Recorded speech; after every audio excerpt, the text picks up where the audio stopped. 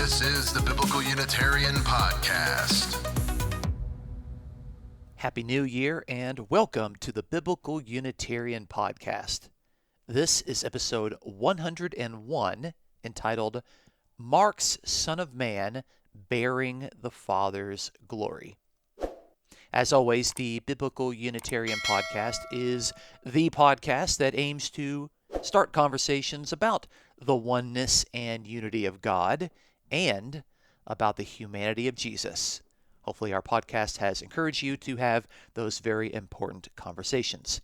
Thank you so much for joining us today. My name is Dustin Smith. As always, I will be your host. In our last episode of the Biblical Unitarian Podcast, we observed that the Son of Man is a rejected, suffering, and killed figure, only to be raised from the dead 3 days later. In doing so, we saw that Mark's Christology regarded Jesus as God's special human agent, who, while mortal, represented the people of God in the important role of the Son of Man. Today's passage is the following verse from where we left off of last week. We will look at the return of the Son of Man from heaven, what Christians regard as the second coming of Christ. Upon his return, Jesus will act as judge, and Jesus will bear the glory of God. What are we to make of these high accolades used to describe Jesus?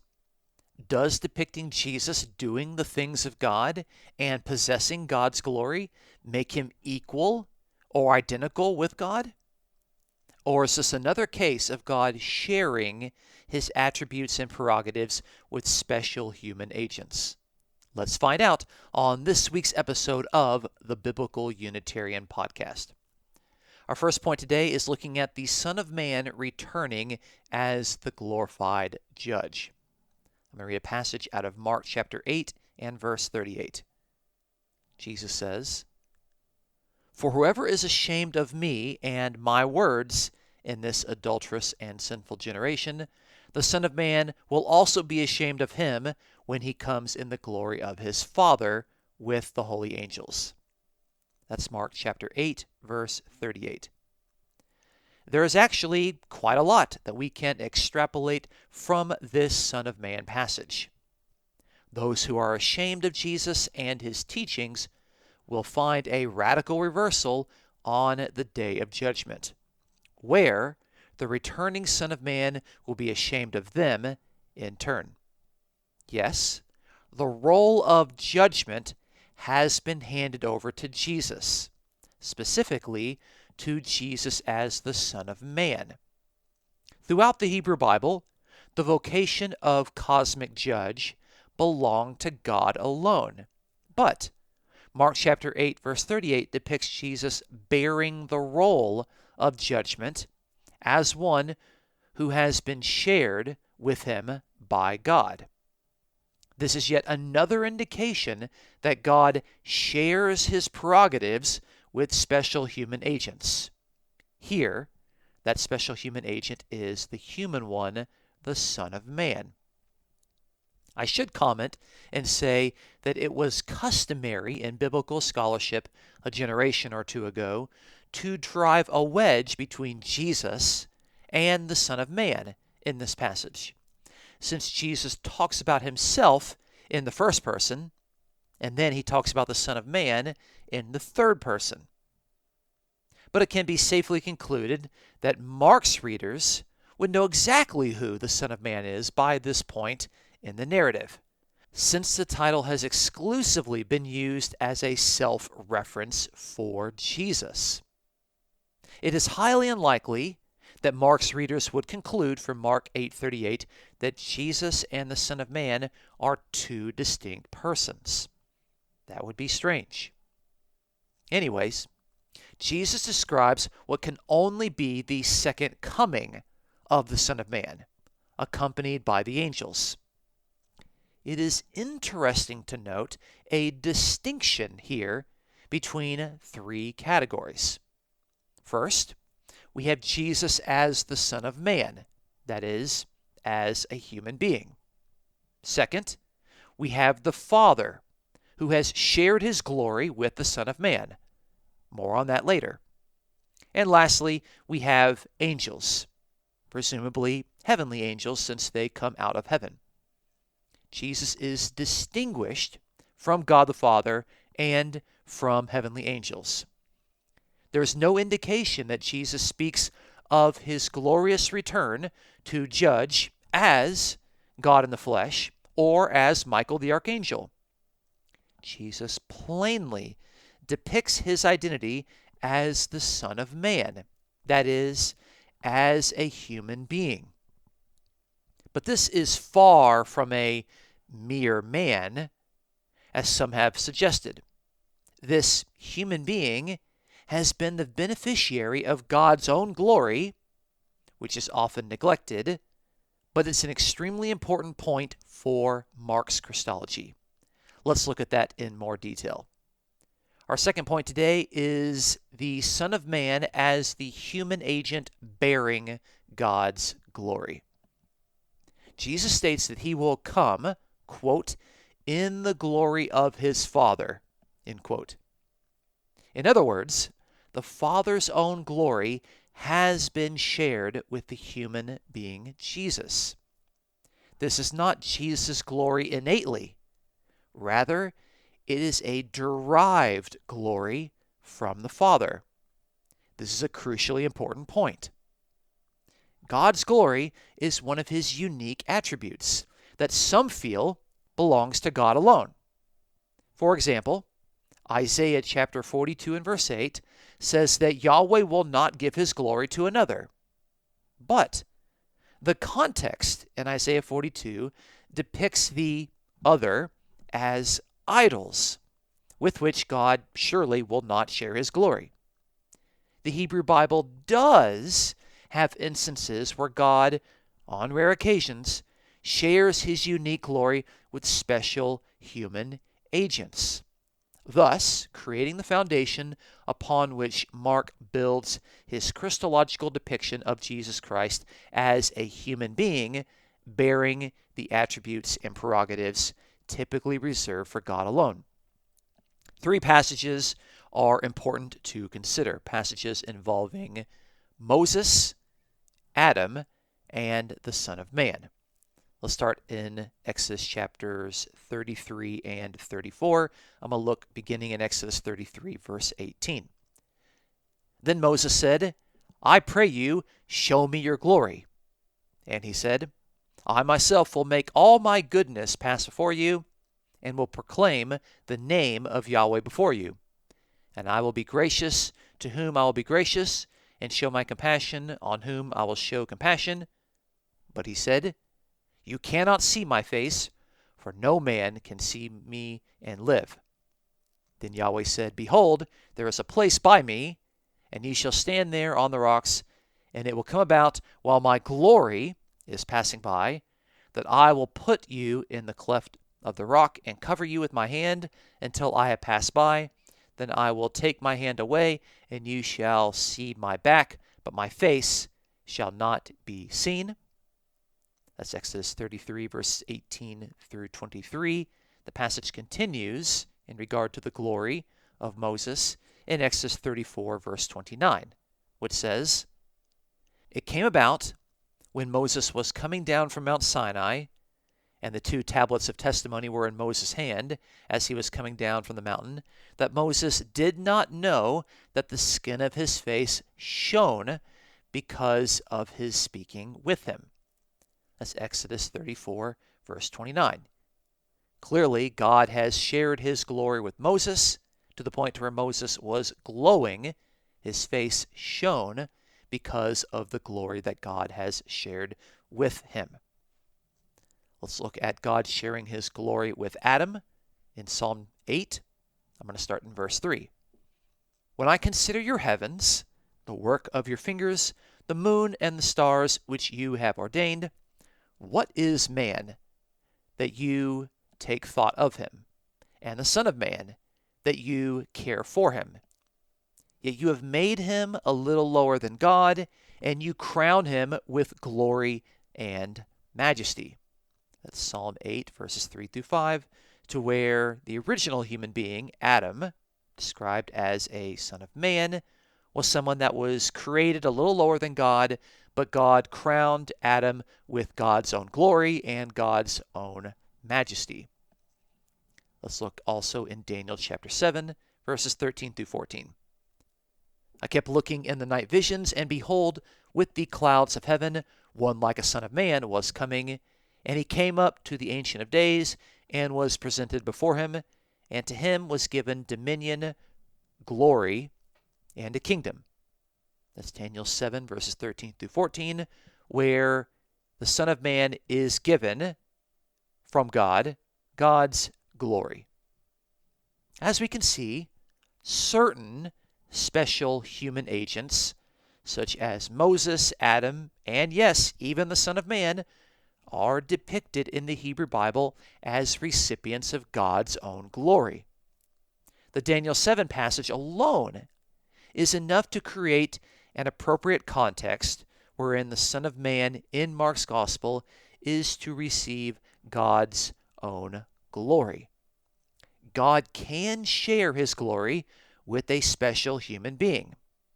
And in Mark chapter 8, verse 38, Jesus is the recipient of both God's glory and God's prerogative to judge. In other words, Mark depicts the return of Jesus as a human being distinct from God and the angels, bearing the authority to judge and bearing the glory of the Father.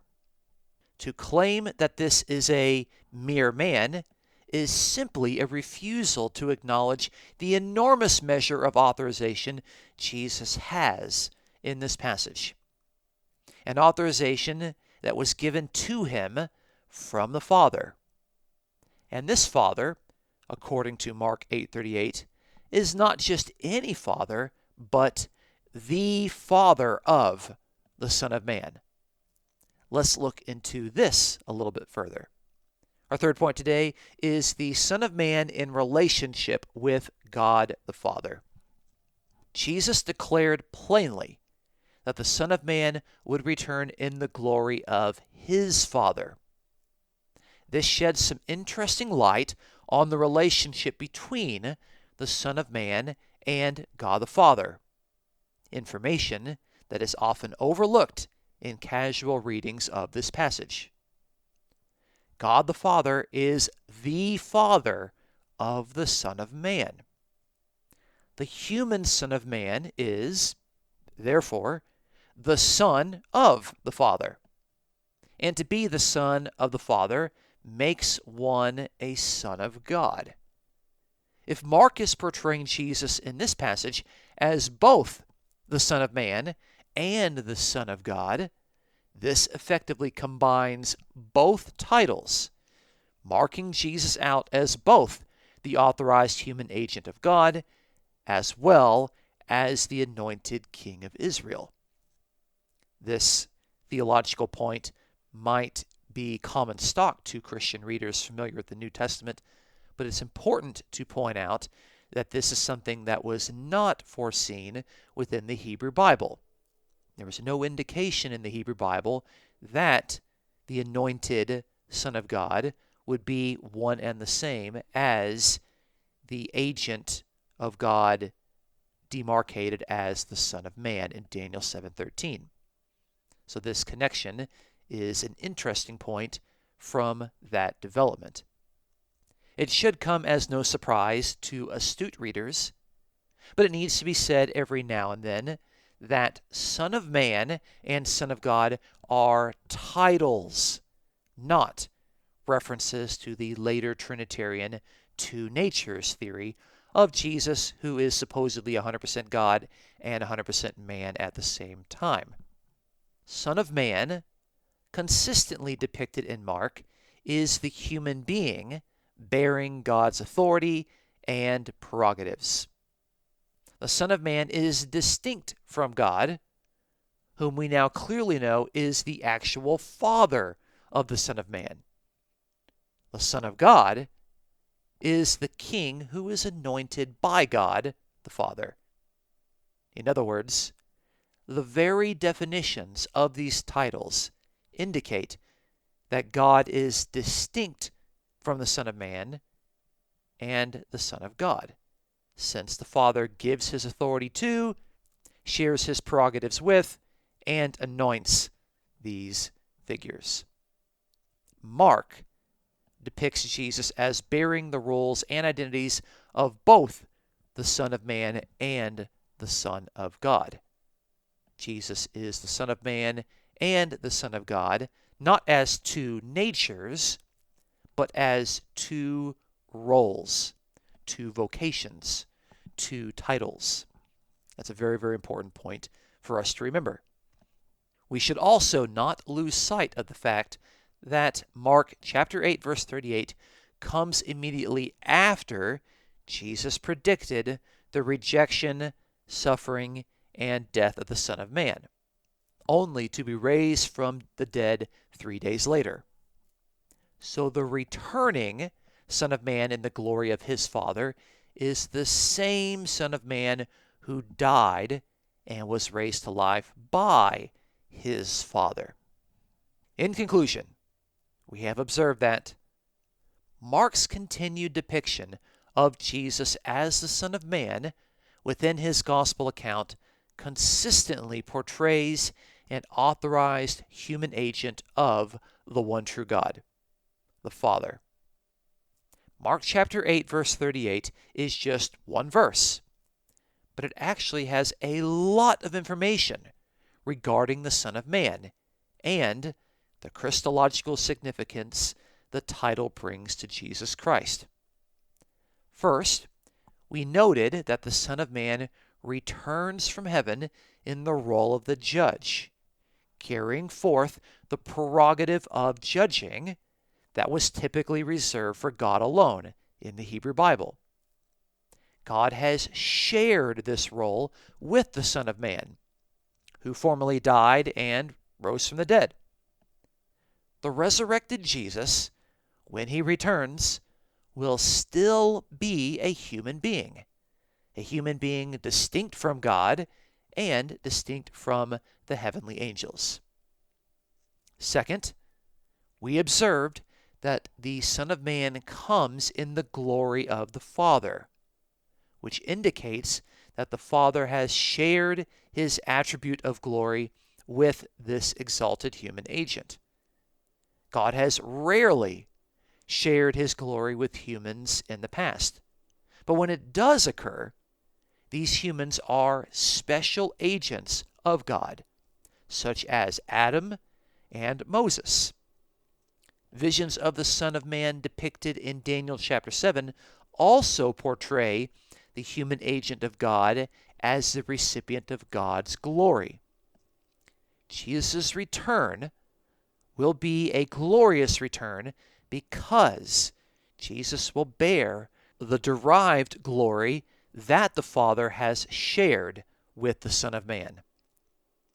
Lastly, we noted that there is an explicit relationship between the Son of Man and the Father, in that God is the Father of the Son of Man.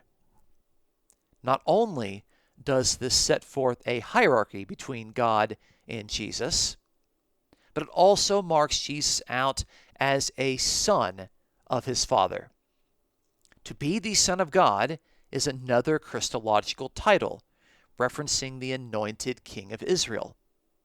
Mark has effectively combined these two titles in his portrayal of Jesus as the Son of Man, who is the Son of the Father. By depicting the Father as the Father of the Son of Man, the authorized human agent of God is one and the same as Israel's anointed king. It is clear to me at this point in the narrative of Mark's Gospel that the portrayal of the Son of Man, who is authorized with the role of judge and the attribute of glory from his Father, is a portrayal best described as high human Christology, rather than a Trinitarian, angelic, or divine Christology. Join us next week as we continue to explore what Son of Man means in the Olivet Discourse and how this important title contributes to Mark's Christological depiction of Jesus Christ. Please consider supporting the Biblical Unitarian Podcast as it aims to promote the sound truths about the oneness and unity of God and the humanity of Jesus.